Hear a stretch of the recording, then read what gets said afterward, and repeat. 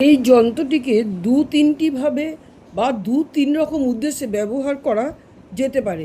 প্রথম ব্যবহার বলছি, ঠিক করে শুনবেন। যন্ত্রটি পিপুল পাতা বা অশ্বত্থ পাতার মধ্যে যন্ত্রটাকে লিখবেন। লেখার পরে যে গ্রহের পীড়া, যে গ্রহ আপনাকে পীড়া দিচ্ছে, আপনি আপনার ছক দেখেই নিচ্ছেন বা সংকটের সমস্যা হচ্ছে, বিভিন্ন সংকটের মধ্যে পড়েছেন, সেই গ্রহের নাম লিখে, ধরুন রাহুতে পড়েছেন, রাহুর দশায় পড়েছেন, শনি হতে পারে, কেতু হতে পারে, তখন সেই পিপুল গাছের পাতায় বা অশ্বত্থ গাছের পাতায় সেই নামটা লিখবেন।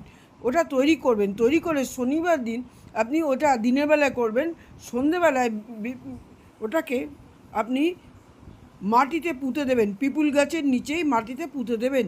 তার উপরে সেই গ্রহের মন্ত্র দিয়ে যজ্ঞ করলে এবং প্রণাম করলে কুপিত গ্রহ অবশ্যই শান্ত হয়।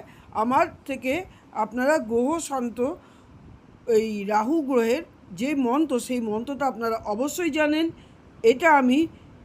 এটা থেকে সংকট কেটে যায়। এটা আমি একটা দিলাম, এটা দিয়ে আমি আরও দুটো জিনিস দিচ্ছি।